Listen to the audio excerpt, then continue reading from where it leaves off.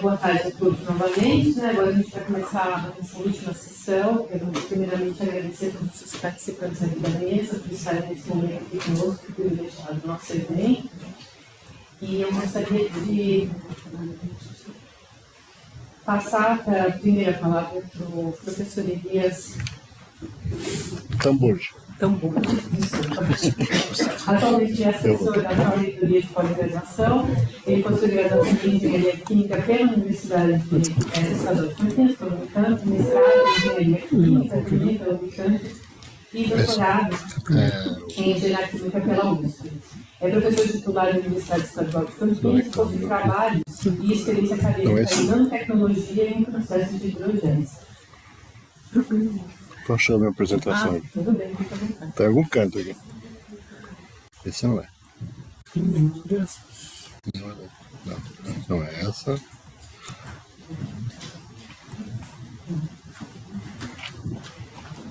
Isso, essa. Eu passo a palavra para o professor Elias, novamente. Estamos ainda problemas técnicos. Não é essa, né? Não, é aquela que tinha aberto aquela outra. Tem que fazer pelo Zoom, porque o pessoal está acompanhando o remoto. Isso, essa. Vou passar o 27. Tá legal.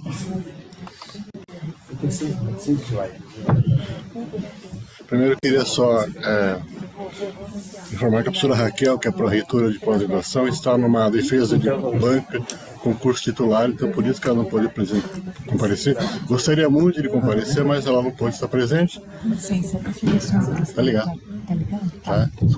Escutei minha voz lá em cima. Falar um pouquinho mais próximo. Então, eu assumi essa responsabilidade. Então, para fazer uma apresentação rápida sobre a pós-graduação, onde a pós-graduação pode se encaixar, eu fiz um pequeno levantamento nos 80 programas que nós temos. Então, eu não vou nominar as unidades, mas a área ambiental, ela participa de todas as áreas de conhecimento aqui na universidade. Então, eu fiz um pequeno levantamento em diversos PPGs, para mostrar para vocês que, em certo modo, a área ambiental está coberta em alguns programas de pós-graduação. Esse programa aqui, Biodiversidade, Serviços e Ecossistemas e Bem-Estar Humano, é do IFISH, do Programa de Ambiente e Sociedade. Tá? Então, são as áreas que são cobertas por esse programa. Esse mesmo, Mudanças Climáticas e Conflitos Ambientais, também é do IFISH, Ambiente e Sociedade. Né? Os outros programas eu misturei um pouquinho, né? Mas eu quis destacar que também na área de humanos existe um programa que trata da área ambiental. Ciência transformativa para a sustentabilidade, também.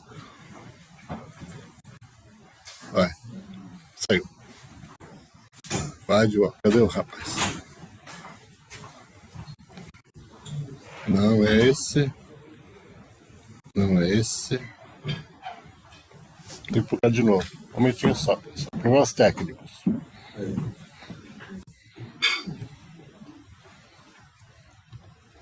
Aquilo, que era aquilo lá de ok, né? Essa é minha, essa eu uso para fazer. Não, não posso usar. Não vou usar. Fica tranquilo, professor.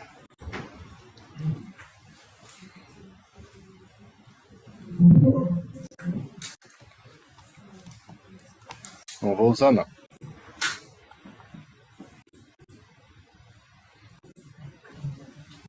Você lembra qual que é o nome? SPRPGB. Esse aqui. Perfeito. Então, como estava comentando com vocês, né, eu fiz um pequeno levantamento nos programas, dos 80 programas. É claro que eu preciso me aprofundar mais, porque eu não fui em todos, né? Então, eu só fiz um pequeno levantamento para ver onde é que a área ambiental está coberta nos diversos programas de pós-graduação da Unicamp. Diferentemente de outras universidades, né, a área ambiental está pulverizada nos programas, né? Em outras universidades brasileiras existe o curso de Engenharia Ambiental na graduação e, naturalmente, o curso de Engenharia Ambiental na graduação leva a um curso de pós-graduação. Aqui ela está pulverizada em vários programas. Então, eu já mostrei para vocês aqui o da área de humanas, né? Nós temos também a engenharia civil está envolvida, a engenharia agrícola, a estudo de química, geociências, a faculdade de engenharia química, a faculdade de engenharia civil tem um programa muito grande da área ambiental, E eu fiz um levantamento de todas as áreas pertinentes à área ambiental onde se encontram. Então, nós temos tratamento de água e efluentes em vários programas, gestão de resíduos sólidos, uma coisa recente, em vários programas, qualidade do ar e controle de emissões também, pulverizado em vários programas, tecnologias sustentáveis, energias renováveis, a mesma coisa, análise ambiental e análise de riscos também está em vários programas. Ecologia e conservação, nós temos um programa de ecologia e de biologia, tá, que trata dessa parte. Poluição hídrica e ecossistemas aquáticos, também no estudo de biologia, também essa linha de pesquisa também ela está na engenharia, ela também está no estudo de química, também está nas geociências. Planejamento urbano sustentável, também é uma área que fica aberta a todas as áreas de conhecimento, então é uma linha de pesquisa que é abrangente inclusive na área médica, porque existem algumas teses da área médica que tratam de lixo hospitalar. Então você pode... Tem em todas as áreas de conhecimento. Análise do ciclo de vida, porque o impacto dos processos, dos produtos químicos são jogados, né, são produzidos. Ambiente e políticas públicas, tem muito a ver com a área de humanas e também a área de engenharia. Então são essas basicamente as áreas que a engenharia ambiental, eu chamo de engenharia ambiental, mas a área ambiental está pulverizada nos programas da universidade. Né? Alguém pode perguntar, mas por que vocês não têm um programa específico de ambiental? Né? Não, um só da engenharia ambiental. Um centrado num curso de numa unidade. Não tem. Então está pulverizado em diversos cursos. Então, é uma pergunta que se faz lá fora, em algumas universidades existe a engenharia ambiental, que agrega todas as linhas de pesquisa numa linha de pesquisa só. Aqui não, aqui nós temos uma linha pulverizada. Por exemplo, eu trabalho com remediação de solos contaminados, na engenharia química. Eu trabalho com produção de biosurfactantes para remediar solos contaminados com petróleo e metais pesados. Então é uma área ambiental que eu trabalho, mas a engenharia civil também trabalha, a agrícola também trabalha, alimentos também trabalham na mesma área. Tá? Então basicamente é isso. Então, a ambiental está coberta em todas as áreas de concentração. Tá? Então era isso que eu queria conversar para vocês.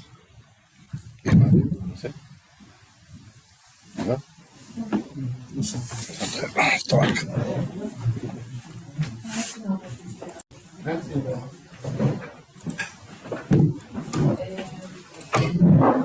O nosso próximo palestrante é o professor Ivan. O professor Ivan Felizardo Comperador, que é nosso próprio sustentabilidade. O professor é médico, com residência médica em cirurgia geral, mestre e doutor em cirurgia pela Unicamp. Desde 1987 é professor da Faculdade de Ciências Médicas, unidade que foi diretor entre 2014 e 2018. Junto ao Hospital das Clínicas da Unicamp, foi coordenador de assistência, diretor de administração e superintendente do hospital.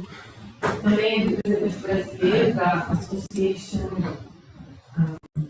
Latino-Americana, da RIV e das faculdades e escolas de medicina, e representante das faculdades de medicina na Comissão de Ensino Médico do Conselho Federal de Medicina. Muito obrigada pela presença aqui. Eu passo a palavra, professor. Boa tarde.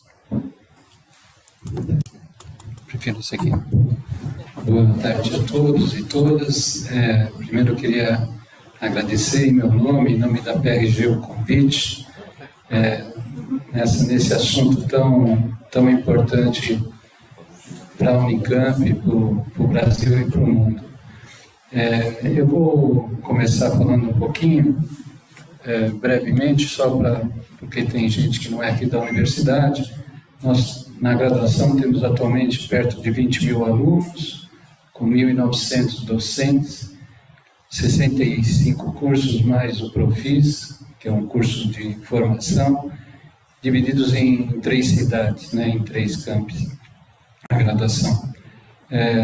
Acho que isso é importante porque todas as nossas ideias de preservação, de ambiente, ela tem que permear todos esses atores e esses lugares, né? Isso é uma coisa bastante difícil da gente fazer. Todos os cursos de graduação se reúnem uma vez por mês em uma reunião da Comissão Central de Graduação, onde a gente discute os principais assuntos, né? E a nossa intenção é, através da CCG, né, com a ajuda de professores, como o professor Sandro e outros, levar o tema da sustentabilidade para todos os cursos de uma maneira transversal, né? Nós temos algumas disciplinas específicas, né, principalmente disciplinas EX e AM. No primeiro semestre tivemos 5 disciplinas, no segundo semestre teremos 4 disciplinas ligadas à sustentabilidade, mas nós achamos que não é suficiente, que nós precisamos colocar o tema de sustentabilidade em todas as disciplinas de todos os cursos. Isso vai necessitar de um grande esforço de toda a comunidade, né, para a gente conseguir modificar os currículos, modificar a forma que os professores discutem os seus problemas em sala de aula, né? Um dos exemplos que eu queria comentar com vocês é que o ano passado nós criamos uma disciplina de sustentabilidade industrial e, para nossa surpresa, tivemos 1.252 inscritos. E a gente só tinha 200 vagas, e então a gente dividiu em presencial e à distância, e eram alunos de 17 universidades, com professores de 7 universidades dando aula nesse curso. Foi um curso extremamente procurado, que mostra para a gente que esse é um tema que tem um chamamento muito grande no coração de todos, tanto dos alunos quanto dos professores. Nós também temos na graduação um núcleo que chama EA2, né, que trata principalmente da formação de professores, né, e através desse núcleo nós temos tentado estimular o preparo, né, dos nossos docentes com rodas e conversas, treinamentos para a introdução do tema em disciplinas obrigatórias, além das AMs e das EX, né? Nós estamos começando uma comunidade de prática, está sendo discutida para atualização curricular sobre mudança climática, que a gente está colocando muita esperança de ser um primeiro passo numa mudança importante no pensamento do nosso professorado. Nós também organizamos a calorada, né, e temos ainda poucas atitudes ligadas à sustentabilidade, né? Mas na calorada nós temos a apresentação de todos os órgãos da Unicamp que lidam com sustentabilidade, né? A gente não usa material impresso, distribui canetas reaproveitáveis, né? Apesar de serem de plásticos, mas elas são reaproveitáveis. E para terminar, eu tenho muita esperança que esse seminário nos traga grande contribuição para serem incrementadas na pró-reitoria de graduação, né? Mas eu vou colocar algumas coisas que nós estamos pensando para o futuro, né? A inclusão do tema entre os docentes, né, dentro desse programa de comunidade de práticas, nós achamos extremamente importante que todos os docentes da universidade comecem a pensar nesse tema, né? Colocar novamente, com um grande papel da CCG de estimulador, né, a transversalidade nas disciplinas existentes, né? Editais de estímulo de criação de atividades de extensão nesse tema, campanhas de conscientização de toda a comunidade ligada à PRG, né, na calorada, né, nos dias de avaliação de curso, parcerias do DCE, a do Unicamp, etc., né? E espero que num próximo seminário a gente traga aqui muitas ideias que foram discutidas hoje e que a gente conseguiu implementar no futuro próximo. Muito obrigado, professor.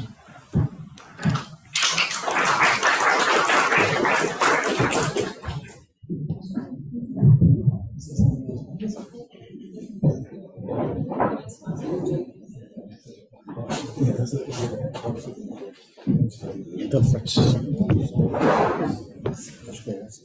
ESC. Como é que eu faço aqui? Então, será que tá aqui embaixo? Peraí, deixa eu ver se tá aqui embaixo. Peraí, deixa eu ver.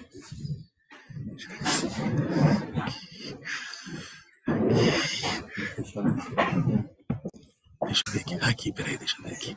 Apresentação, não. Ah, tá aqui. Tá aqui, ó, tá aqui. Não tava não, eu não consegui achar. Tá. Agora tem... Deixa ele vir, que é mais fácil, porque eu não...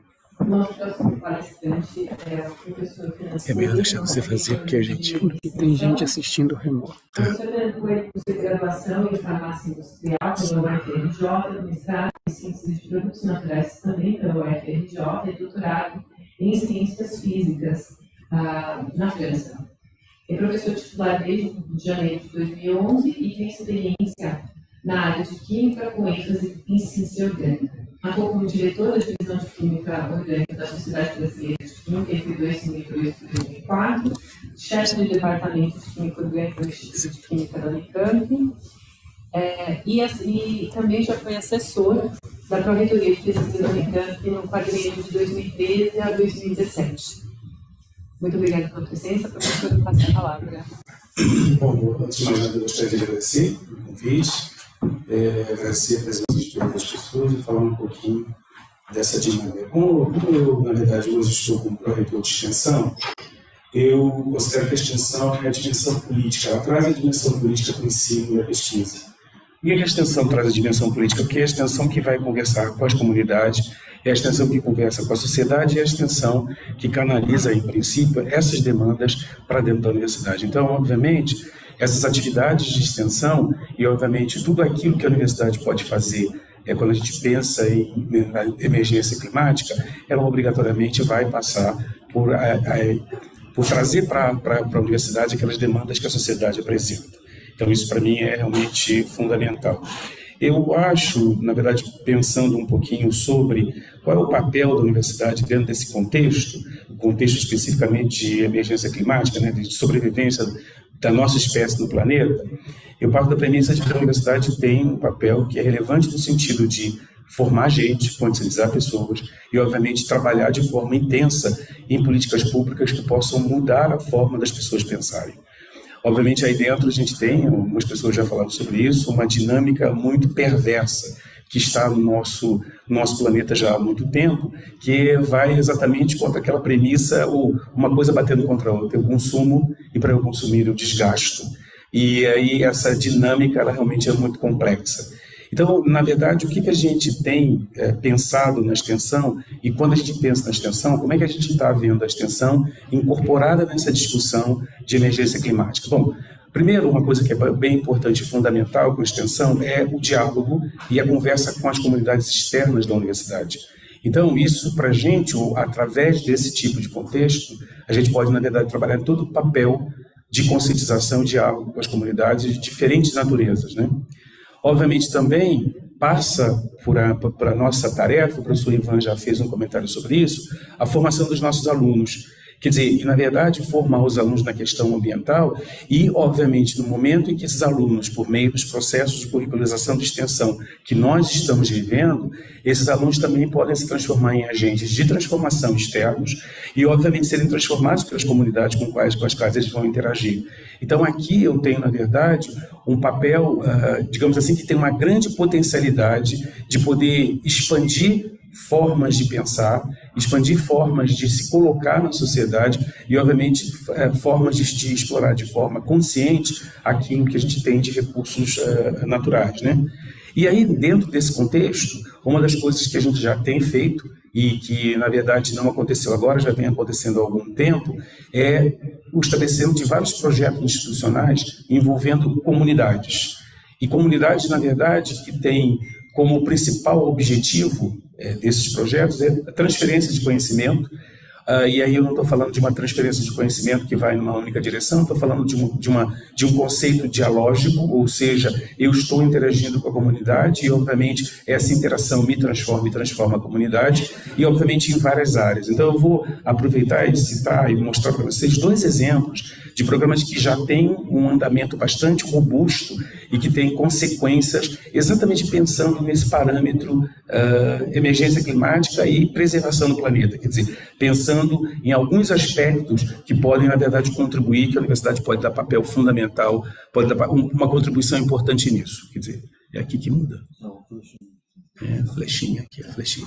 Bom, uma das coisas que a gente já tem feito e tem trabalhado bastante no momento em que a gente está construindo toda a dinâmica de programas e de sistemas que permitem que a gente possa acompanhar a extensão que acontece dentro da universidade, é, na verdade, estabelecer esse pacto social e como é que a sustentabilidade pode ser trabalhada na extensão e na cultura. E uma das coisas que a gente tem feito imediatamente nisso é cada projeto e todos os projetos que a gente vem mapeando na universidade, a gente vai classificando esses projetos de acordo com as ODSs. Quer dizer, qual é o impacto que esses projetos vão causar na sociedade, como cada um dos projetos vai trabalhar, se é qualidade de vida, se é saúde, enfim, em todos esses aspectos, porque isso ajuda também a que as pessoas, a partir do momento que comecem a manusear esse tipo de dado, esse tipo de relação, possam entender no que isso se insere. Então, por exemplo, hoje, os projetos que a gente está começando a trabalhar na PROEC, uma das coisas que a gente demanda na hora de fazer a submissão é realmente classificar o projeto dentro das ODS. Como é que você está vendo isso em termos de impacto que esse projeto pode causar na sociedade? Então, essa é uma visão que a gente tem cada vez mais expandido. Aí eu vou só fazer 2 comentários, fazendo comentário de 2 projetos. São projetos de grande porte, que alguns deles, esse especificamente, que é a incubadora tecnológica de cooperativas populares, o ITCP, já existe na universidade há mais de 20 anos. É um projeto que inicialmente começou com uma interação entre a universidade e cooperativas, mas aí começou, por exemplo, com cooperativas de catadores, fazendo o quê nessas cooperativas? É a interação que entra para discutir formas de gestão, formas de aproveitamento dos materiais de forma correta, formas de destino adequado desses materiais. Enfim, tem uma série de procedimentos que foram feitos e que foram aprendidos não só pelos alunos que estão envolvidos no processo, como também pela comunidade. Mas hoje esse programa ele evoluiu muito e hoje ele está muito mais concentrado, que só um exemplo das várias facetas do programa, ele está mais concentrado pensando em equipes que estão discutindo produção e tecnologia, relações de gênero, saúde do trabalho, dinâmica de relações humanas, comunicação e artes, processos pedagógicos, planejamento econômico e, obviamente, também pensando nas interações que cada uma dessas medidas tem com algumas comunidades que são comunidades vulneráveis ou isoladas, né? Então, aí a gente tem uma série de ações tocadas pelos alunos, tocadas por professores de empreendimento de economia solidária, que tem realmente como objetivo, na verdade, interferir não é a palavra correta, interagir com os espaços e, na verdade, a partir daí desenvolver técnicas que permitam a sustentabilidade, geração de renda e uma série de atividades que podem acontecer com essas comunidades. Então, isso é uma tendência que a gente tem cada vez mais. Eu estou só citando para vocês 2 programas que a universidade já faz, mas existe uma quantidade enorme de outros programas que estão começando a aparecer, em que toda essa parte de sustentabilidade, toda essa parte de emergência climática e as consequências dessa emergência climática já vão passando para esses programas e, obviamente, tem aí o envolvimento não só da comunidade, como também o envolvimento da comunidade externa e interna, mas fundamentalmente o envolvimento dessas pessoas por meio do conhecimento. E aí, quando eu estou falando conhecimento, eu estou considerando que a universidade não é o único local capaz de gerar conhecimento, ela não tem um monopólio do conhecimento. Existem outros lugares que geram conhecimentos que a gente pode incorporar e aprender com eles. Então, esses programas vão um pouco nessa direção. O programa Terra, ele está exatamente nessa grande linha. Também é um programa bem antigo, ele, na verdade, é um programa que surgiu já há muito tempo atrás, na década de 80, aqui na universidade, talvez uma das primeiras ações. Ele, na verdade, está ligado à rede de agroecologia, que já é uma coisa muito antiga, e o objetivo do programa é fazer isso, fortalecer e ampliar as ações relacionadas à construção coletiva de conhecimentos sobre o processo de transição agroecológica, agricultura familiar, na região de Campinas e na região de Limeira. E é um programa realmente que tem muito sucesso. Aqui são alguns eixos desse programa, que na verdade tem como objetivo fortalecer e ampliar as atividades relacionadas na rede de agroecologia, por meio desse programa, a organização e ações coletivas na agricultura familiar para processos de comercialização em circuitos curtos, promoções de ações na transição da agricultura convencional para a agricultura de base ecológica, promovendo a transição para a agroecologia, construção de processos de promoção de saúde por meio da agroecologia, tanto com agricultores de Barão Geraldo como de agricultores do período urbano de Limeira. E hoje a gente está caminhando para algumas outras prefeituras municipais que se interessam nesse tipo de programa. O que esse programa tem de interessante, o que esses programas têm na transição de toda a parte de emergências climáticas e, obviamente, também aqui, pensando já em algumas soluções, ou pelo menos uma proposta de solução, é que são programas que, na verdade, não só mudam a forma como eu gero o conhecimento que vai levar à produção de um determinado produto, mas também mudam a forma das pessoas pensarem sobre essa produção. E, obviamente, envolvendo os nossos alunos, que é a coisa realmente bem importante, né? Aqui a gente tem um grupo de alunos, esse programa hoje tem um total de 50 alunos envolvidos, mas são programas que têm uma disponibilidade, uma possibilidade de um crescimento muito grande.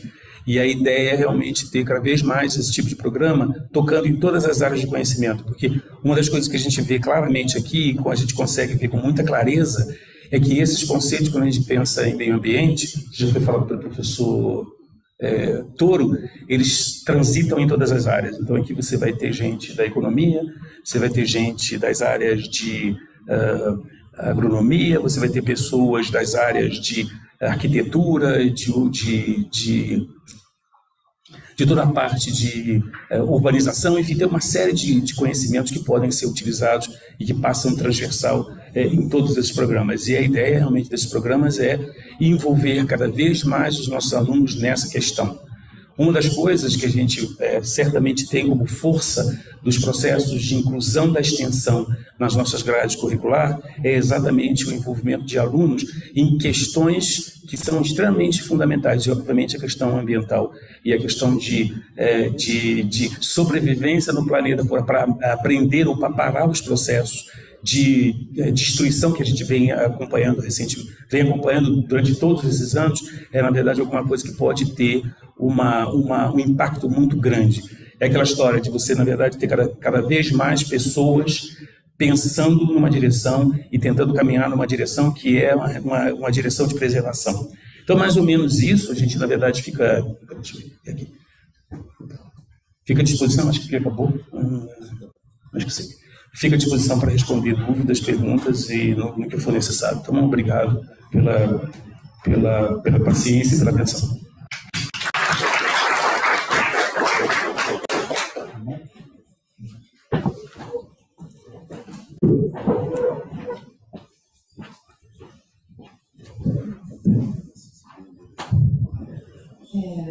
Nosso próximo palestrante é o professor João Marcos Carlos Romano, que é o nosso pró-reitor de pesquisa, graduado em Engenharia Elétrica pela Unicamp, é mestre em Engenharia Elétrica também pela Unicamp e doutor pela Universidade de Paris, e foi docente também pela Unicamp. Desde 1999, é professor titular da Faculdade de Engenharia Elétrica e de Computação, e do qual foi diretor associado de 2003 a 2007 e diretor de 2005 a 2019. Foi presidente da Sociedade Brasileira de Telecomunicações de 2000 a 2004. Isso. É PDF, né? É o PDF. Para comunicações, cujos interesses de pesquisa são restritos por métodos de processamento de sinais e aprendizado de máquina, assim como suas potenciais aplicações. Obrigado, Ana. Certinho. Show. Referências aqui, porque está corpilhão. Por favor, use isso. Isso aqui eu tenho que ficar bem assim, né? Bem bastante próximo. Olha. Não, você prefere que use esse? Pode tirar do suporte? Pode tirar.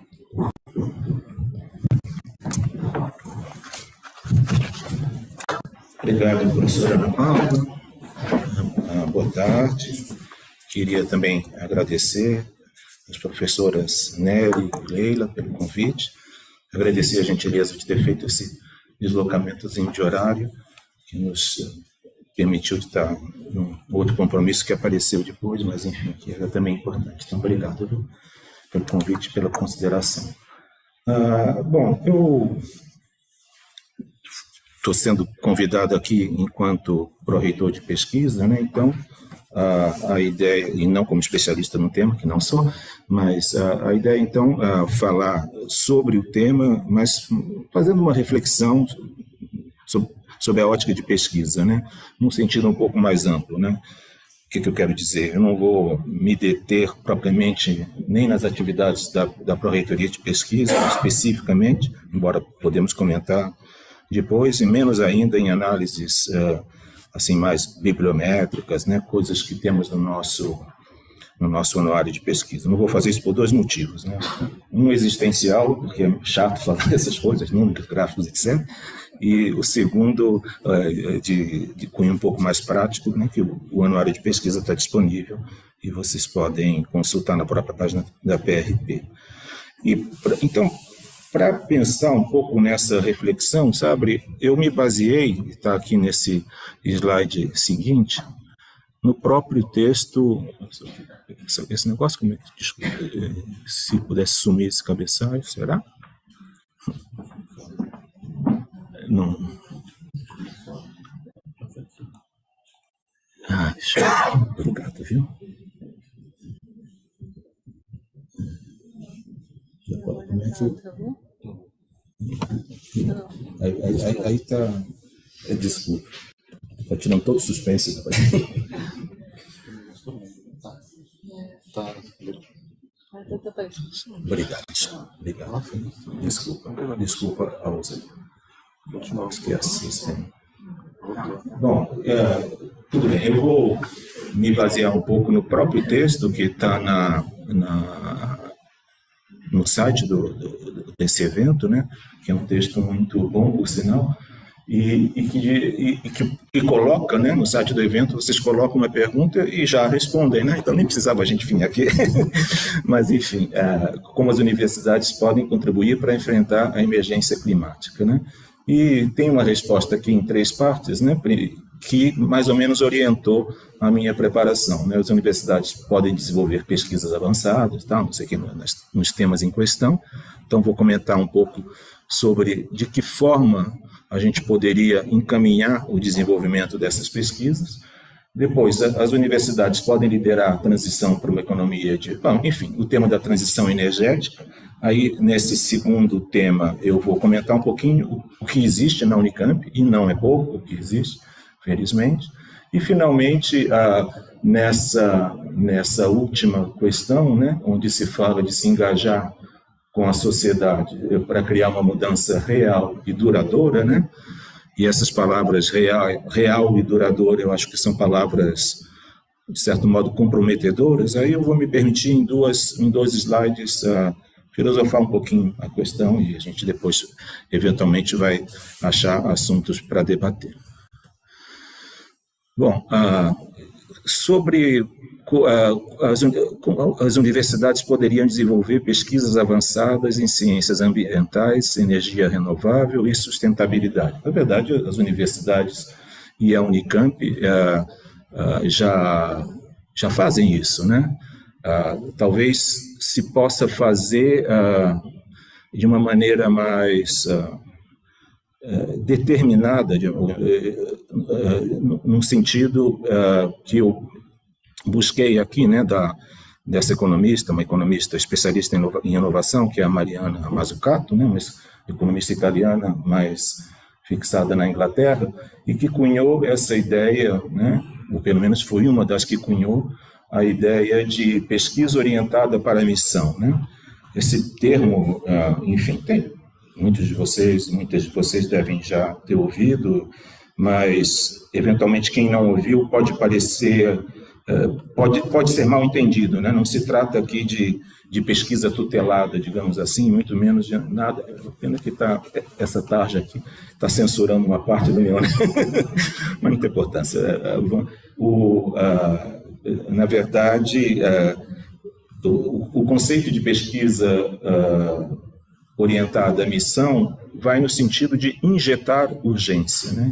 Injetar, está muito bem dito aí, injetar urgência diante de desafios específicos, né? E de desafios de grande porte e de desafios que requerem não só pesquisa, resultados disruptivos, como eventualmente até uma certa disrupção no comportamento da sociedade, como é o caso envolvendo as mudanças climáticas, que é um dos exemplos que a Mazzucato comenta, né?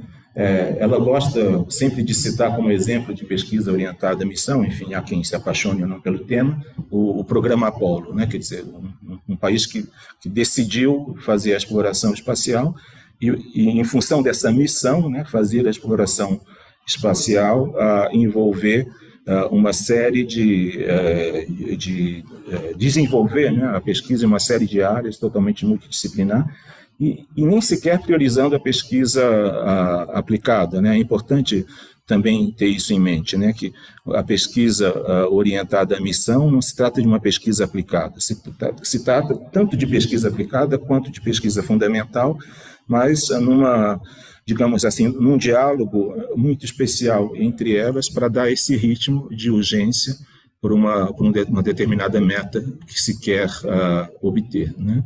Então, fica como um ponto de reflexão, né, de como a universidade pode atuar, ela já está atuando, né? Mas agora a gente pode ter essa ideia. Bom, é missão da Unicamp chegar a resultados científicos, né, resultados de pesquisa em relação à emergência climática. E chegar a esses resultados dentro de, por exemplo, tais etapas com tal cronograma. Isso é algo que a universidade pode ou não pode se colocar como missão. Isso vai mobilizar mais ou menos a comunidade em torno disso e pode, insisto, não obriga que todo mundo se engaje nisso, porque existem outras missões também, ou simplesmente podemos fazer pesquisa sem ter missões específicas, mas pode também servir como algo, como um mecanismo de incentivo, né, sobretudo a jovens docentes, por exemplo. Depois, indo para a questão seguinte, né, que eu comentava do segundo parágrafo, né, daquele trecho que vocês colocaram no site, fala da transição energética, né, as universidades podem liderar a transição para uma economia de baixo carbono, as universidades precisam trabalhar em colaboração com outras instituições e organizações. Bom, de novo, e aí como pró-reitor de pesquisa, nessa slide talvez que eu faça mais um testemunho do que está acontecendo na Unicamp, e isso já está acontecendo, né? Eu poderia perder meus 15 minutos, que, aliás, eu trouxe o meu cronômetro, esqueci de ligar, mas enfim, agora não adianta, né? Agora não vale mais ligar, agora eu fico sob o controle da Ana Paula. Mas enfim, a Unicamp está fazendo isso com uma série de grandes projetos, né, e de órgãos também, o que a gente na PRP chama de centros temáticos, né? Temos um centro, um núcleo institucional, né, da estrutura COSEM, que é o CEPETRO e o NIP. Temos uma nova entidade Embrapi ligada à Faculdade de Engenharia Química. Temos o Laboratório de Genômica e Bioenergia e embaixo, né, pelo menos os três próximos, Cine, EPIC e CPTEM, grandes projetos da FAPESP, né, Centro de Pesquisa em Engenharia, enfim, acho que o Cine e o EPIC são centros de pesquisa em engenharia, o CPTEM é um centro de pesquisa e inovação do Estado de São Paulo. Eu tinha até, eu não vou fazer isso porque o tempo não vai permitir, mas eu entrei na página, né, de cada um desses órgãos e todos eles, né, mostram logo no início, ou na sua missão, a missão do CEPETRO, ou a página do NIP, que é muito bonita, que fica rodando alguns princípios, né, todos essas nossas entidades aí apontam, né, para a preocupação com a sustentabilidade e com o meio ambiente, né? O próprio CEPETRO, né, vocês sabem que mudou para Centro de Estudos de Energia e Petróleo, né, porque não é mais só petróleo, também visando a transição energética. E assim, o NIP, o CINE, que é o Centro de Inovação em Novas Energias. Então, insisto, eu iria perder muito tempo comentando, e só esse slide valeria uma palestra aqui com os colegas, né? Eu vou comentar uma frase aqui da professora Ana Flávia Nogueira, né, que dirige o CINE, e que diz: chegar a zero emissões líquidas de carbono é uma tarefa possível, mas deve vir junto a uma mudança profunda na forma como produzimos e consumimos energia. Essa conquista virá de um esforço multidisciplinar, onde a tecnologia desempenha um papel fundamental. Então, isso é um primeiro ponto, né? A tecnologia, os problemas gerados tem um autor americano que dizia isso, né? Os problemas gerados pela tecnologia devem ser resolvidos por mais tecnologia, né? E não por uma espécie de volta ao tempo das diligências, que não tem sentido e não vai acontecer. Então, agora, são novas tecnologias com vontade política, né? E não é de uma hora para outra. Hoje, se a gente chegar, se no dia de hoje chegasse a zero emissão, eu me pergunto quantos dias duraria ainda a vida sobre a Terra, né? Então, hoje nós não temos condição de viver com isso, mas é uma transição que tem que ser desejada, urgentemente desejada, e há que ter ações para isso, né? Ações que transcendem a simples atividade de pesquisa, inovação, tecnologia, etc. E aí que eu entro nos meus 2 últimos slides, eu tenho 5 minutos ainda, para o que podemos, onde eu disse que ele queria, entre aspas, filosofar um pouquinho, conceituar um pouco algumas coisas, engajar-se com a sociedade em geral para criar uma mudança real e duradoura, né? Eu fiquei um pouco pensando nesses termos aqui, né? Como criar mudança real e duradoura numa sociedade tão marcada pelo virtual e pelo efêmero. Mas isso certamente implica em mudança de postura, né? Aí eu fui atrás de um documento que muitas de vocês devem conhecer melhor do que eu, que é a Carta da Terra, e que foi elaborada na época pelo governo da Holanda, depois em conjunto com a ONU, né, com a participação da ONU, e que dizia: como nunca antes na história, o destino comum obriga-nos a procurar um novo início, que o nosso seja um tempo que se recorde pelo despertar de uma nova reverência face à vida, pela firme resolução de alcançar a sustentabilidade, pela intensificação da luta em prol da justiça e da paz e pela jubilosa celebração da vida.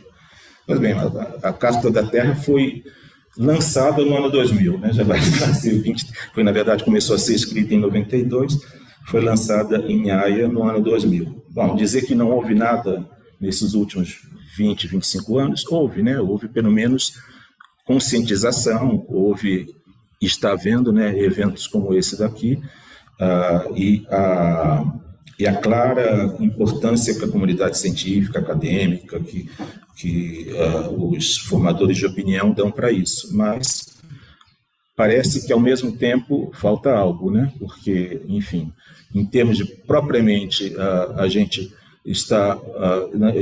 ainda pode dizer que estamos longe de celebrar jubilosamente uma vida mais humana, né? E mais em harmonia com a natureza. Isso, enquanto pró-reitor de pesquisa, me faz pensar nesse tema, que é um tema que eu gosto já há muito tempo, e agora que eu estou um pouco nessa área de inteligência artificial, se estuda particularmente, que é a ética na ciência, né? Um tema que, enfim, que todos nós debatemos.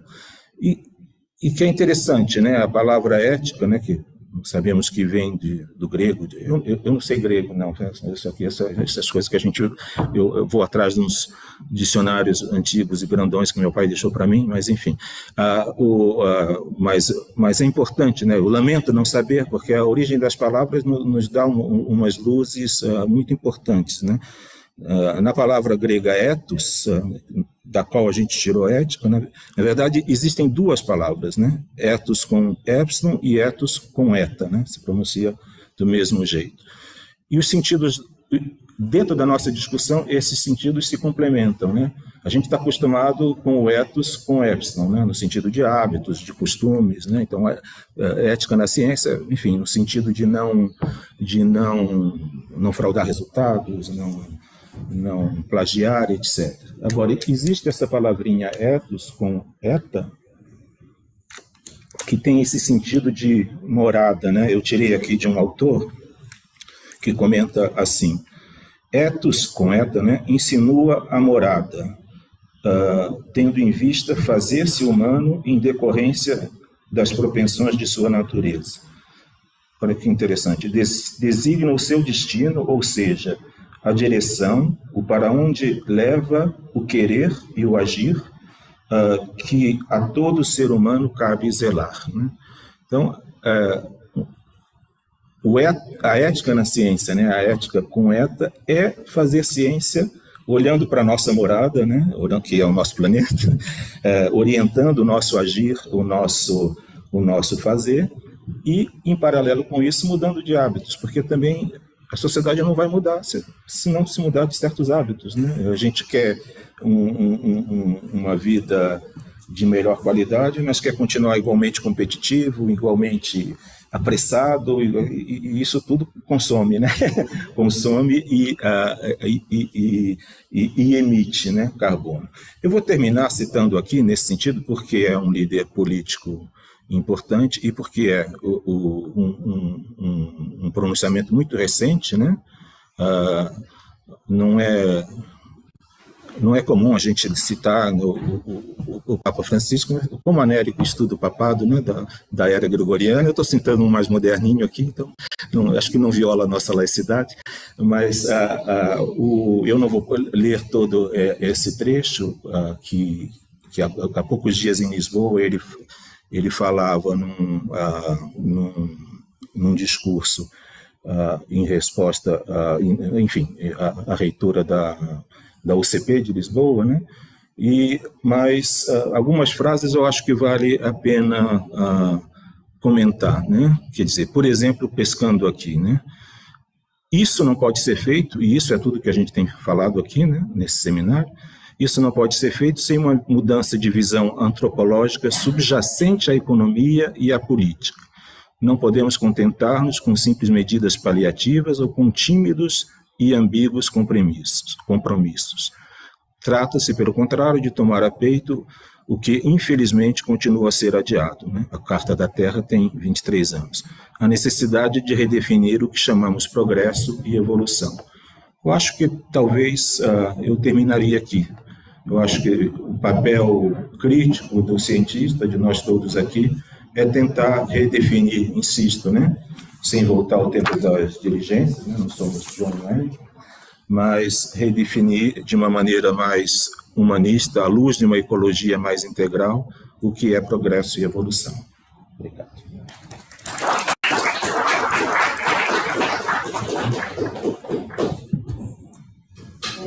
Bom, ainda temos tempo, né? Eu queria passar para a plateia que está online e também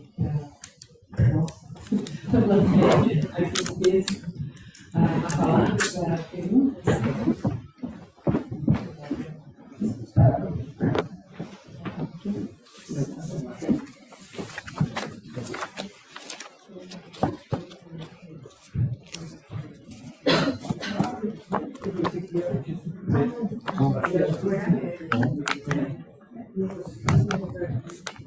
Em primeiro lugar, eu preciso agradecer assim, de coração e enfaticamente pela presença de vocês aqui. Para nós é muito importante essa conversa com os colegas, né, que são os nossos líderes, né, nossas lideranças. Eu sei como é difícil, né, reunir vocês todos numa mesa, então é muito bacana ter essa resposta positiva de vocês em torno de uma temática que eu imagino que vocês sabem que está deixando todo mundo um pouco ansioso, né? E como, assim, eu já disse aqui 3 vezes hoje como historiadora, eu gostaria de lembrar que uma muito importante que acontece com o nosso presente é que a gente vive uma modernidade, um momento muito especial da modernidade, porque a modernidade se caracterizou por um gosto pela novidade e, ao mesmo tempo, pela confiança na mudança. E hoje a gente continua com gosto pela novidade, mas a gente perdeu a fé na mudança. Então, essa decisão é muito importante, porque hoje em dia nós delegamos as decisões para um nível que nos parece abstrato, que a gente pensa como sendo nível da tecnologia, as coisas são como são, geralmente vem atrás das coisas da tecnologia, e a gente, na verdade, delegou para uma minoria que tem o poder de determinar o que é tecnologia. Porque a tecnologia é uma escolha, ela não é uma decorrência natural de um processo científico, ela é dentro do processo científico uma escolha de uso dessa tecnologia. Né? Então, eu acho que a consciência disso é muito importante para a gente prestar um pouco atenção em como a gente, como universidade e instituição, está lidando com esse problema. Porque eu não vejo que nós tenhamos escolha. Né? Eu acho que é uma necessidade. Como é que a universidade, que é uma instituição diversa, esse é o nosso desafio, eu acho, uma instituição plural, ela lida com o universo de necessidade. Né? E com a própria necessidade de atender a demanda da cidadania.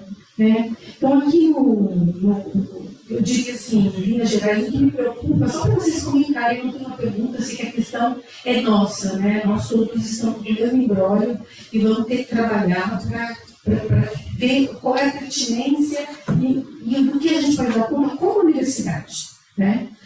A gente não vai resolver o problema do planeta, né? Mas a gente pode estar diante dele de uma maneira, digamos assim, que estabelece isso como uma prioridade, digamos. Aí a questão, para mim, a questão é o clima, né? A questão mais social do nosso tempo. Se a gente não resolve esse problema, a gente não vai ter futuro para fazer nessa área. Mas então eu queria dizer o seguinte, eu achei muito legal quando vocês falaram da formação, da extensão, da pós, da graduação, etc. Mas eu vejo assim um descompasso entre o Fernando falou muito de extensão, acho muito bacana essa visão da extensão que ele tem, mas sem a gente mudar a formação, a gente está quebrando o pé da extensão. Né? Então a gente tem uma integração aí em que o cara que vai participar da extensão vai estar sendo formado e vai para a sociedade como cidadão, ter uma posição, um pronunciamento como especialista na área. Então me parece que a gente tem que ligar os 3 pontos entre estabelecimento de uma prioridade, o estabelecimento de uma formação e uma extensão eficaz. E fazer isso funcionar.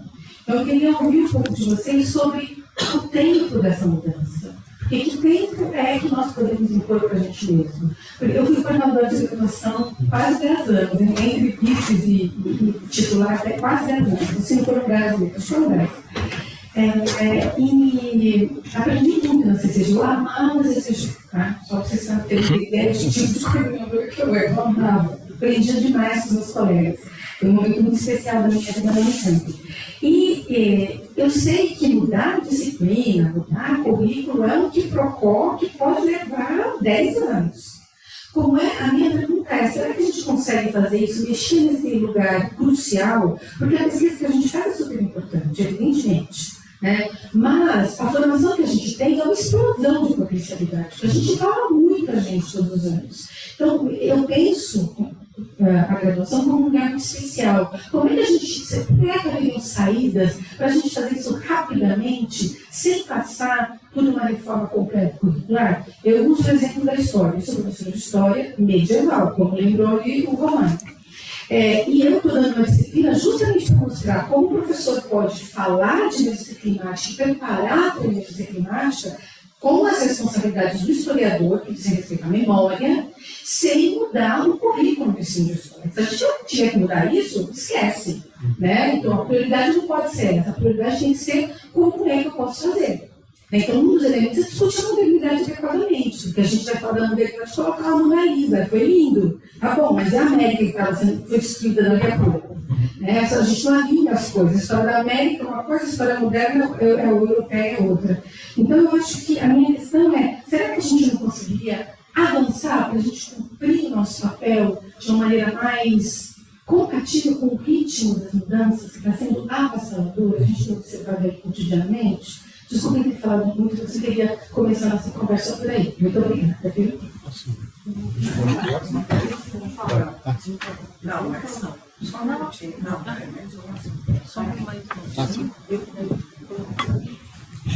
Em primeiro lugar, eu queria reiterar o que a Nelly falou, como uma das organizadoras desse evento, que a gente sabe quanto é difícil para vocês estarem todos aqui no final da tarde. Então, eu agradeço com muito carinho e com muita atenção a vida de vocês. Agora, eu queria colocar duas questões. Uma que diz que tem muito a ver com o que a Nelly falou, eu acompanhei muita coisa que o Fernando agora falou, mas eu estava com muita expectativa em relação, eu gostei muito também da sua fala, da coisa da pesquisa e da sua reflexão, mas eu estava com muita expectativa, porque eu abri esse seminário junto com a reitora, dizendo que se há uma universidade pode ser uma liderança na área de emergência climática, é a Unicamp. Porque nós temos uma história, eu sou professora titular da Unicamp, que estou aqui há 35 anos. Nós temos uma história na área ambiental que são pouquíssimas universidades brasileiras têm. Então, assim, Ivan, você se lembra que eu e Sônia fomos, porque o reitor nos colocou como tarefa, conversar com você e a Raquel, na perspectiva do que a Nelly está te colocando. Nós temos aquela reunião animadíssimas. Né? Colocamos para a ganeja, não, gente, eu acho que agora a coisa vai andar. Né? Porque o Ivan ficou muito interessado, né? Eu fui muito interessado, e daí, professor, se me desculpe, nós temos um doutorado em ambiente e sociedade na Unicamp, que tem mais de 15 anos, nós temos aqui a presidenta da Sociedade Brasileira de... Eu estou falando, professor. Desculpa. De Sociologia, que ela disse, o nosso doutorado é referência internacional, é nota 6 na CAPES. O senhor pegou as duas áreas de conhecimento e apresentou com 2 programas, sabe? Então, assim, eu fiquei constrangido, eu sou uma das fundadoras desse programa. Né? Então, eu sinceramente, eu estava imaginando, aí a Raquel, minha amiga de longa data, eu tenho um profundo respeito pela Raquel, então eu estava esperando, né, que para os meus colegas, que são nossos convidados ilustres, que nós mostrássemos a história do Unicamp hoje. Né? E eu acho que foi muito pouco emocionante.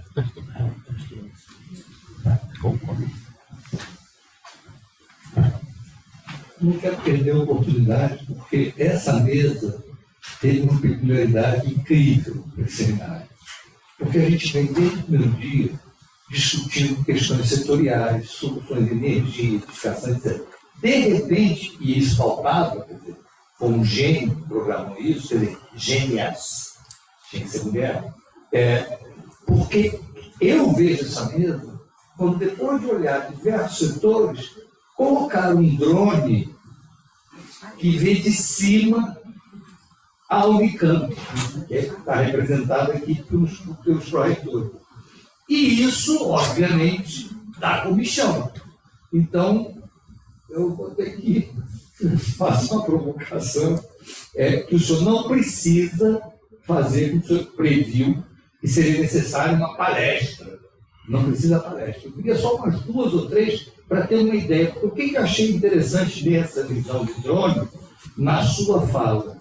Porque a sua fala colocou um pouco a dobradiça, a relação com o mundo exterior, da extensão, ao falar das parcerias.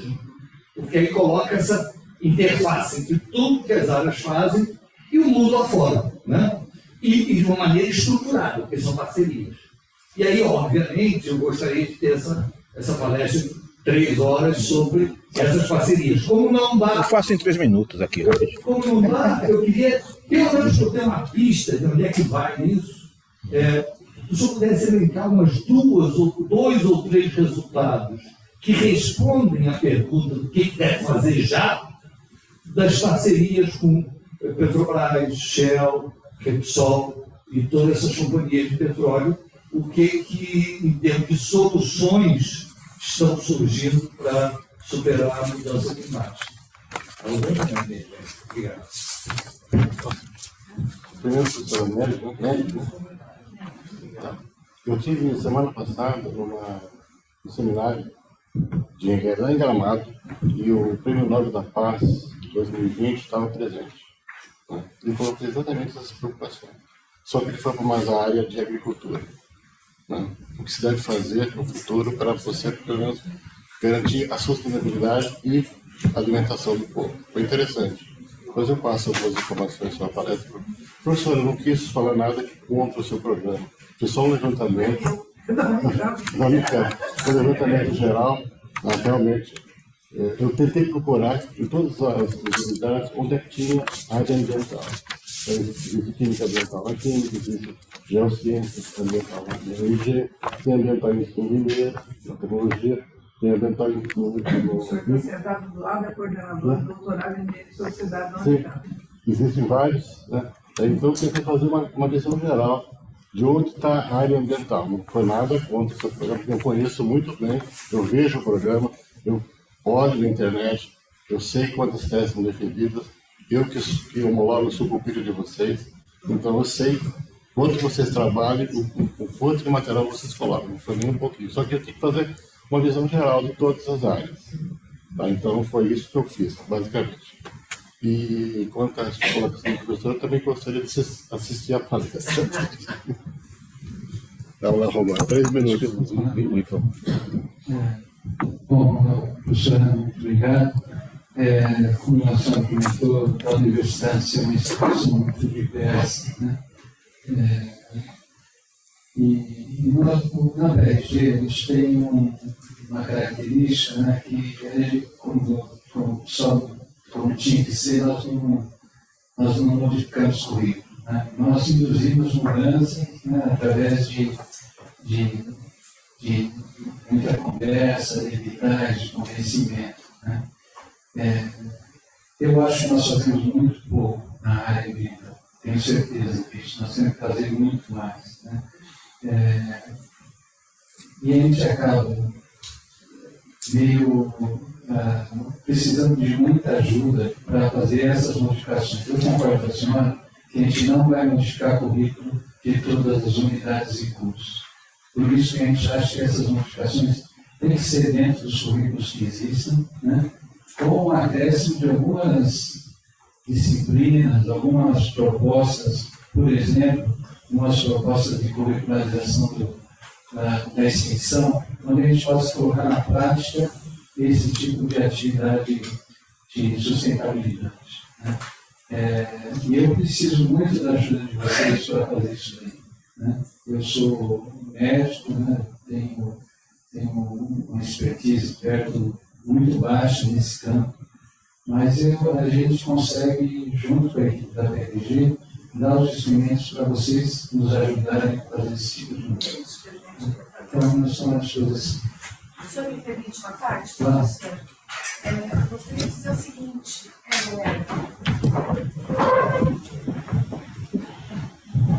tendo em vista o caráter crucial da questão, eu apelaria a que o senhor criasse dentro da CCG uma discussão da questão, porque eu sinto, não posso provar que ele fazer uma pesquisa, se tem razão de dizer que não é suficiente, realmente não é, mas eu sinto que a gente tem um potencial enorme no Unicamp, tem um monte de gente querendo fazer isso, mas eles precisam que alguém diga, é isso que nós também queremos. E aí nós vamos conseguir descobrir soluções. Quantas vezes a gente entra na CCG com uma ideia sobre uma matéria, a gente sai com uma ideia maravilhosa, muito melhor. Então é isso. Apelo ao senhor, como ex-coordenador de graduação, que coloque na pauta da graduação essa questão. E apelo também à pesquisa que crie uma forma de articular as pesquisas. Porque a gente tem várias pesquisas, não foram citadas as pesquisas segmentadas, mas qual é o nosso compromisso com a questão ambiental, porque a questão do petróleo é importante, a gente tem que falar disso, e qual é a articulação dessas pesquisas, porque a gente tem que dar saltos agora. A gente não tem mais tempo para dar em linha reta. E se tem um lugar que eu já vi dar salto, é na universidade, a gente dá salto. Quantas vezes entra um aluno numa situação e ele dá um salto maravilhoso e vira um excelente doutor em poucos anos, né? Então, aqui é um lugar de confiança, um trabalho de muita confiança. Então, é isso. Eu gostaria de fazer esse apelo. Muito obrigada. Boa parte, porque eu não resisti, né? A Leila lembrou que nós estivemos, né, com o senhor Brenda, né, para tratar desse assunto, junto com a professora Raquel. O senhor concentramos uma reunião e nos colocamos à disposição para fazer isso que a Nélia está dizendo agora, também como membro da Cameja. E nós estamos aguardando. Talvez a gente errou em não ter ligado de novo, bater na porta do assessor, falar. Nós não fizemos isso, até porque a Cameja tem tomado muito do nosso tempo. Mas isso está lá presente na nossa missão, que foi entregue lá quando nós fundamos a Cameja em 2021. Né? 17 de novembro, nós fizemos uma cerimônia onde nós entregamos o nosso documento. Nós passamos esse documento também para os pró-reitores de graduação e de pós-graduação. Então a gente continua, isso não é uma queixa, não é uma cobrança, mas é para dizer que a gente continua à disposição. Nós queremos fazer isso. É nosso desejo influir nessa ambientalização da formação, que foi o termo que a professora Raquel, na época, achou melhor que o que a gente tinha. E nós gostamos, começamos a... Eu queria comentar duas coisas. Primeiro, que é uma promessa pública agora, né? Não é só nós quatro, que faremos essa reunião. E eu preciso muito da ajuda de você. A segunda coisa é que, para mim, ficou muito claro, naquele exemplo que eu dei, quando a gente fez uma disciplina que a gente esperava 100 pessoas e teve perto de 1.200, essa necessidade de todo mundo de se inteirar desse conhecimento. Né? Então, eu acho que passou do tempo e eu peço desculpas por não ter levado isso à frente, que era a minha obrigação, mas a gente acaba na TRG tendo tanto assunto que eu acabei deixando isso separado. Mas reunião de setembro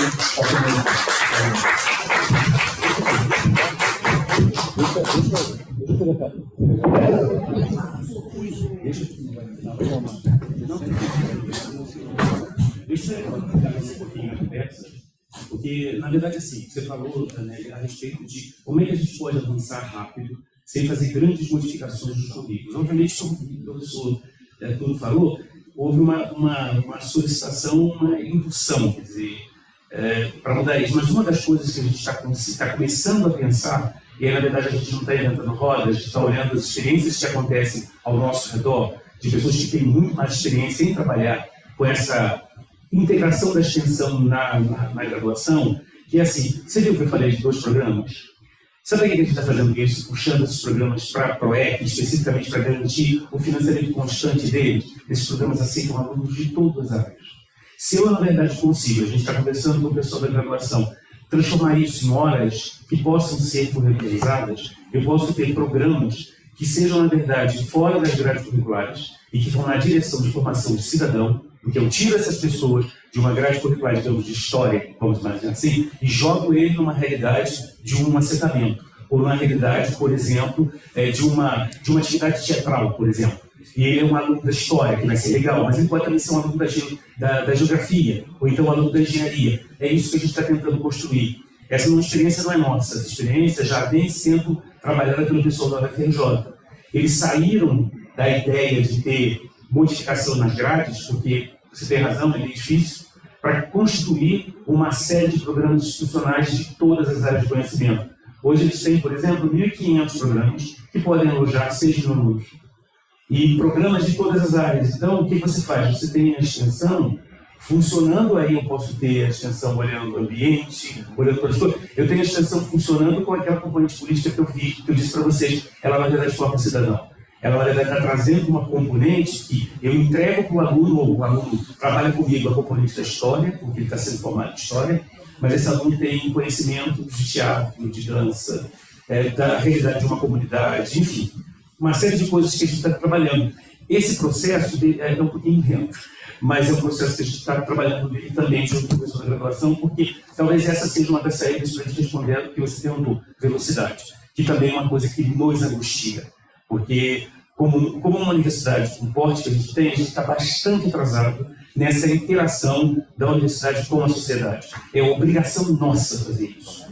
Isso é fundamental. E aí, obviamente, quando eu estou falando de sociedade, eu estou falando de todas as matizes e todas as cores possíveis que você possa imaginar essa interação, pensando também e especificamente numa questão de emergência ambiental, porque, como diz, né, essa é uma solução que vai ser a solução de todos nós. É como você falou, está todo mundo no mesmo barco e tem que ser uma solução coletiva. Então, acho que isso pode nos ajudar no médio prazo. Eu gostaria que fosse no curtíssimo prazo, mas eu tenho uma universidade que tem trâmites que são um pouco mais lentos. Né?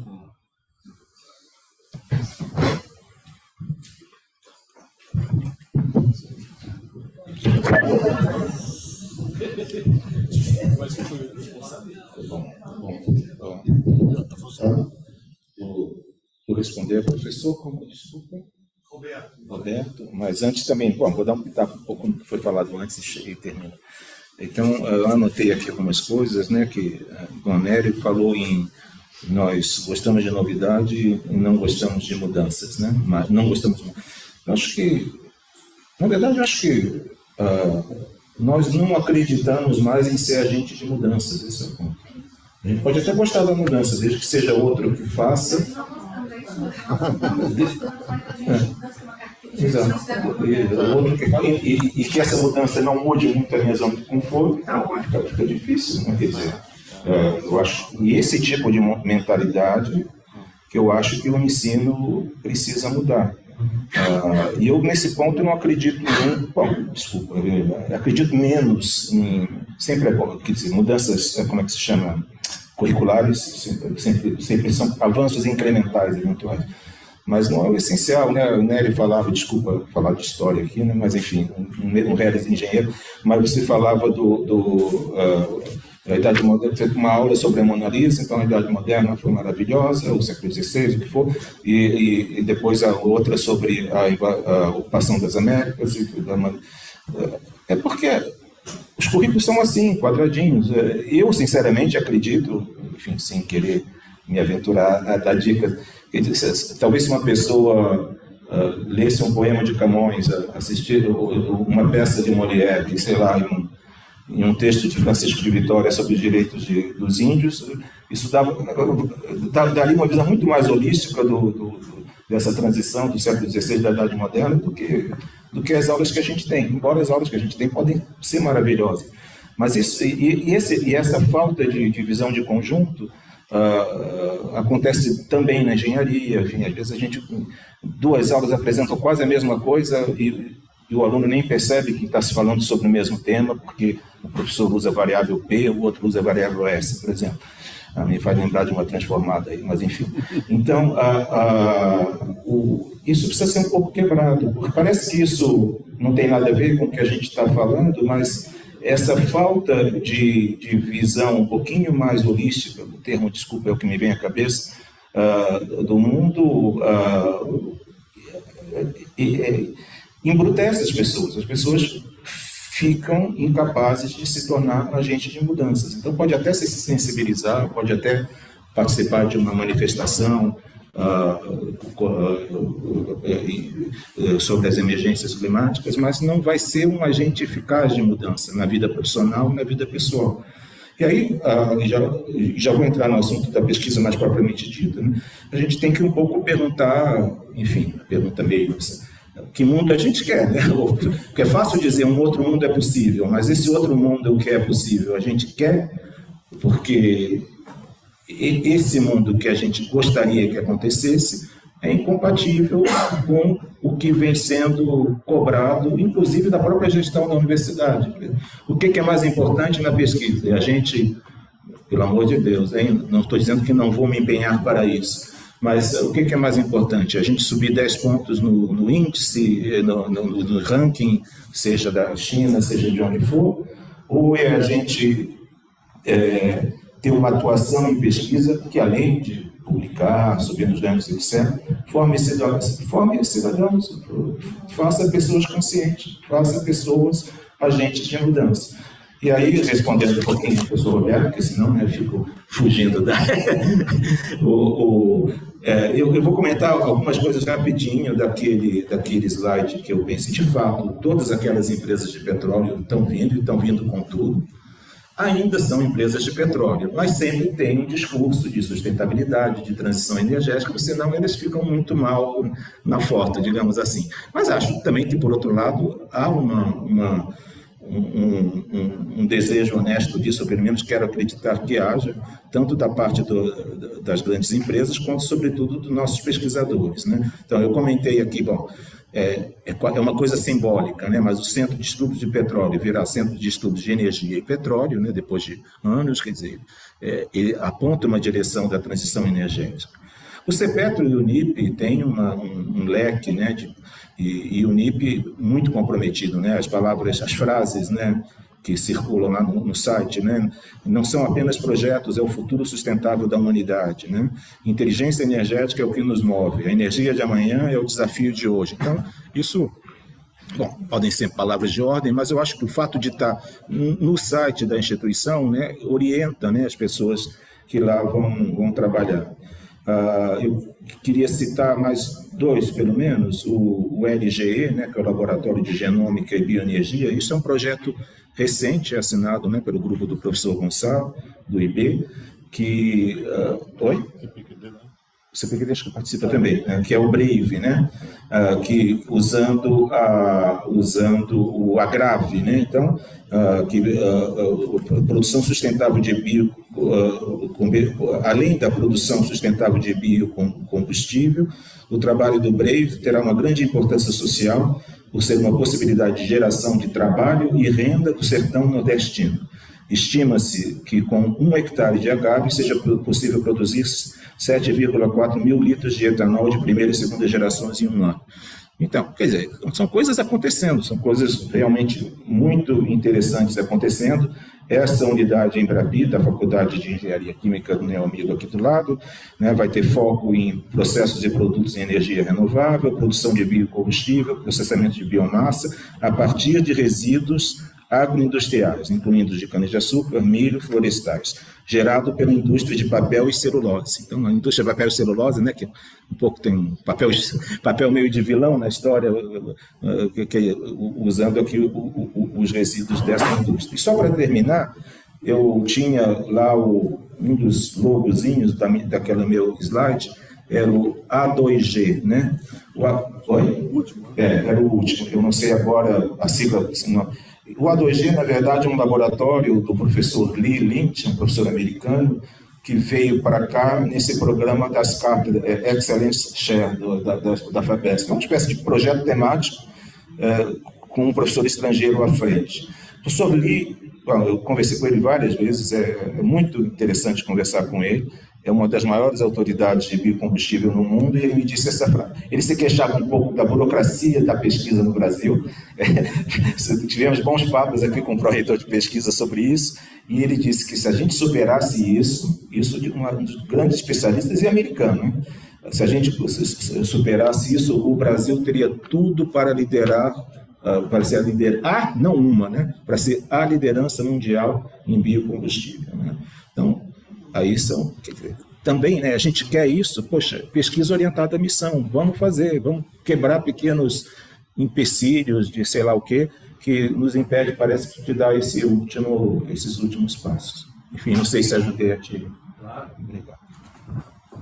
Só para complementar, desculpa.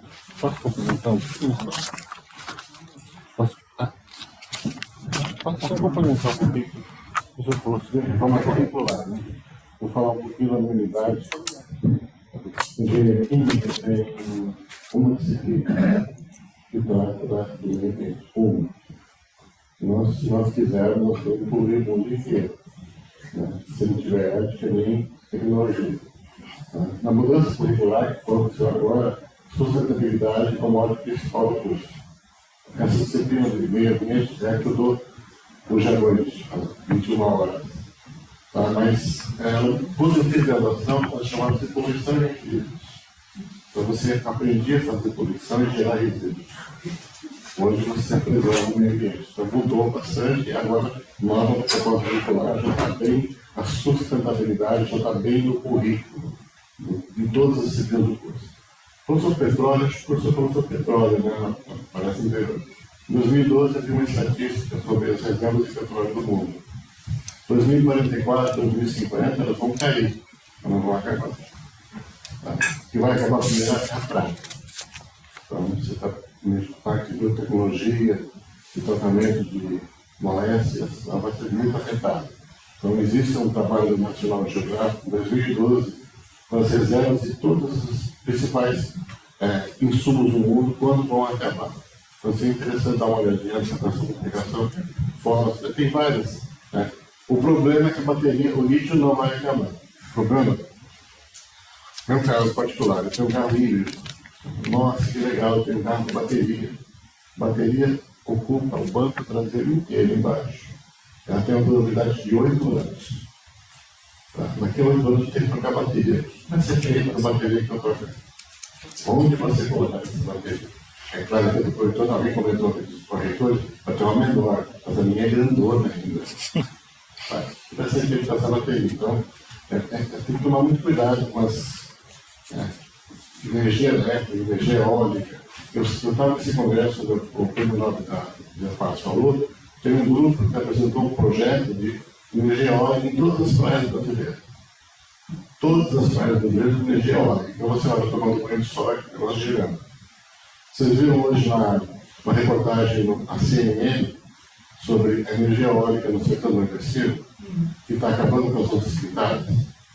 Elas não têm mais como atingir os mananciais de água, tem que desviar, para desviar estão morrendo. Então, muito cuidado, porque uma coisa pode causar outra, esse é o problema.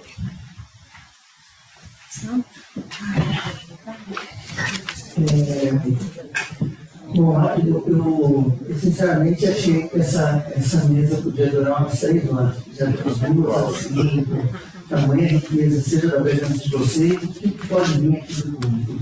Eu quero fazer 2 observações que eu nem peço para responder por causa do orientado para a obra. Eu fiquei bastante impressionado, assim como a Leila já observou, de algumas ausências, mas uma ausência me impressionou porque eu sei que não existe. Nós não temos um programa de pós-graduação em educação ambiental. Nós temos alguns grupos, excelente, né?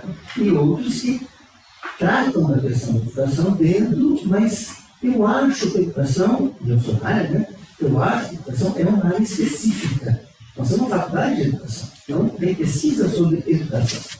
Então, eu acho importante a UNICAP pensar como a gente poderia entrar na pesquisa, na pós-graduação, na área de educação, provavelmente, no que já foi dito anteriormente, transversal. Alguma coisa que pudesse se alimentar de todos esses programas de excelência que a gente tem. Mas fiquei bastante impressionado que não tem nada específico. E educação e gestão são 2 coisas muito distintas.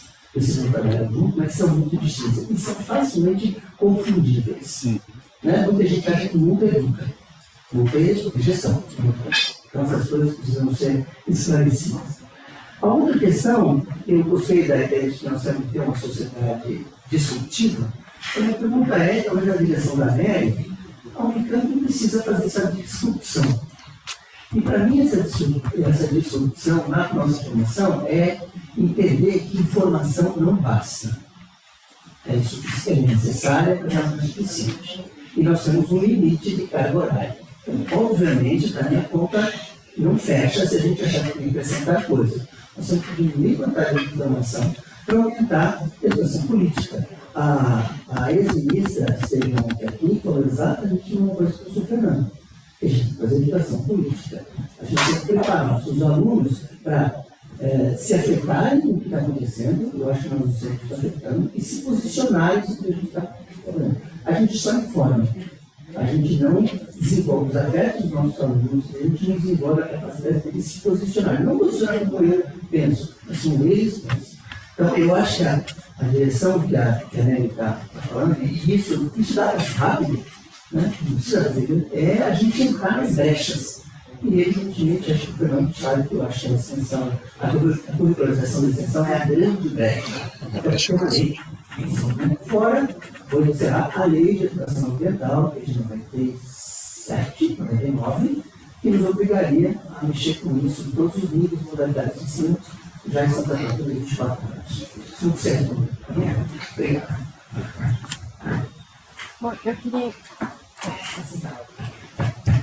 Bom, eu queria fazer um comentário. O Sandro acabou pegando uma peça da minha fala, para encerrar nossa tarde de hoje, né? Eu sou docente, coordenadora do programa do Ambiente e Sociedade, mas sou engenheira civil por formação.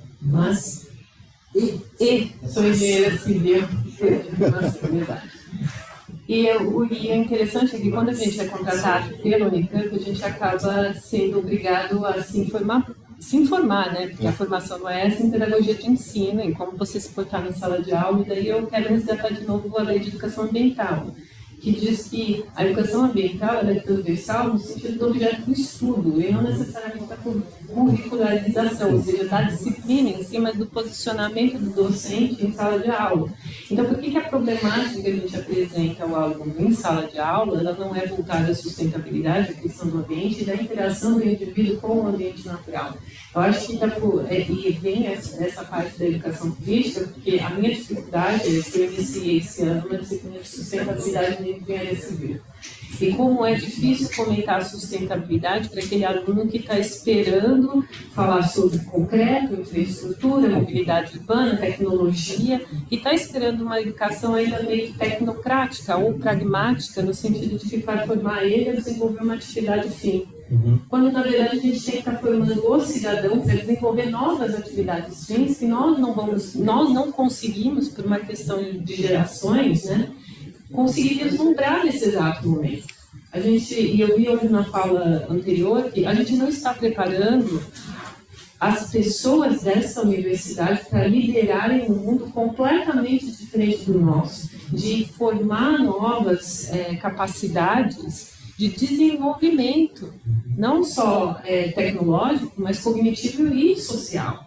A gente esquece, né, da formação cognitiva do aluno quando a gente está em sala de aula, por exemplo, a falta de rendimento dele depois das 2 horas da tarde, e a gente precisa fazer novas metodologias. Então, aí vem aqui meu apelo para a reitoria de graduação e de pós-graduação também, inclusive a PRT e a extensão, de olhar para o docente, na formação do docente, e dar essas habilidades para os docentes, porque a nossa dificuldade não é somente de currículo, não é esse pragmatismo, a nossa dificuldade é ter ferramentas, porque a gente é contratado dentro da perspectiva de pesquisador, do que nós pesquisamos, né? Não da nossa, a gente vai se formar docente na tentativa e erro, né? Então eu acho e nessa tentativa de erro nós somos coordenadores de graduação, nós somos coordenadores de pós-graduações, nós discutimos disciplinas e tudo sempre nessa perspectiva. E até para o reitor. Então, eu acho que... E daí o que a Nelly estava falando sobre essa questão da modernidade, dessa falta de confiança que nós temos de ser o agente de mudança em sala de aula, não porque a gente não acha que a mudança seja possível, mas porque a gente tem ciência que nós temos poucas ferramentas para atingir essa mudança. E eu acho que é aí que a gente precisa começar a mudar. Os nossos alunos, eles estão esperando isso de nós, né? E é um gasto de energia imenso que nós precisamos fazer, mas é um gasto de energia necessário, né? De energia física, né? Mental. Bom, enfim, eu gostaria de... se não tiver mais nenhum comentário. Só título de finalizar também a respeito do que você falou. Então, uma das coisas que a gente enxerga no PRD é a necessidade de mudar o corpo docente, né? E a gente tem poucas ferramentas. Assim. Uma delas é o EA2, né? Só que no EA2 a gente depende do docente estar disponível para aprender ou para discutir aquele tema ou para se aperfeiçoar, né? E o que acontece é que a gente tem nos nossos cursos, assim, é muito pouca gente que comparece a esse tipo de ensinamento. O professor Sandro está em discussão com o Arnaldo, que é o nosso chefe do EA2, para para nós começarmos um ciclo de conversa sobre ambientalização, sustentabilidade, né? Que eu acho que também é um caminho. Eu acho que é isso. A gente foi contratado na universidade sem uma experiência pedagógica, às vezes muito pequena. Eu, pelo menos, fui contratado, aprendi nesses 35 anos que eu estou aqui alguma coisa, mas eu vejo muitos buracos na formação, né? E a gente acaba virando um técnico de ensinar uma parte daquilo que a gente sabe. E a gente precisa colocar esses grandes temas de novo na conversa. Então, eu acho que a gente tem que modificar o nosso professorado e os alunos também, né? Dando exemplo, inclusive. Né? Eu não sei quem foi na reunião da CCG e falou que tinha copo de plástico. Foi alguém de você? Ainda não. Vamos fazer exemplo de tudo. Eu acho que faz parte. Não estou olhando aqui, mas assim, nós temos muito para fazer, muito para aprender, né? E estimular os nossos alunos.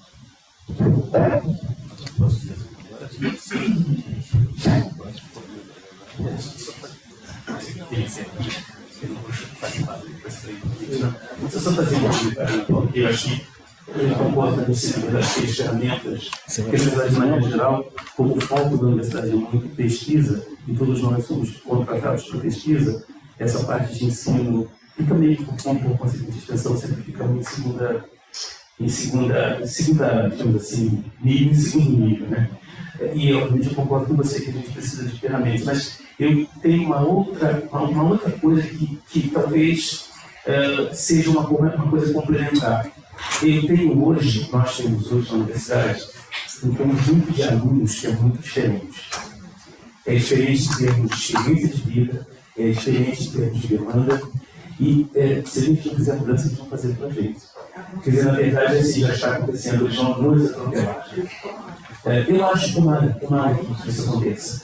Porque eu já vejo, por exemplo, eu vou falar especificamente voltado para essa extensão, a demanda por essas interações com a sociedade, por entender a demanda da sociedade e por poder ser um agente que esteja presente e possa discutir, é cada vez mais presente.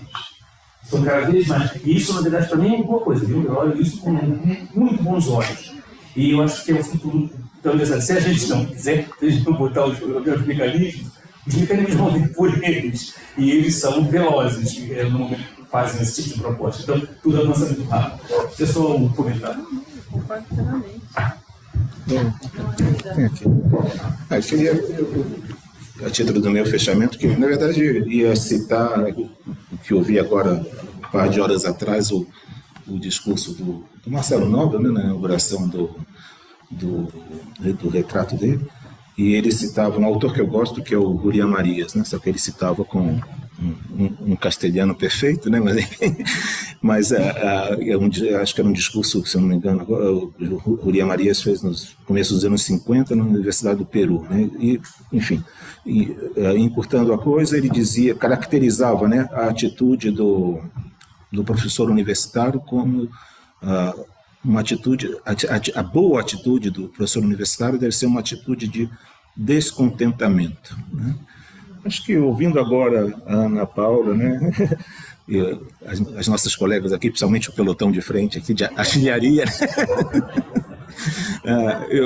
eu sinto no fundo esse bom descontentamento, entende? Eu acho que a gente precisa disso, não um descontentamento ranzinza e imobilista, mas um descontentamento inconformista, né, que nos leve, bom, então o que fazer?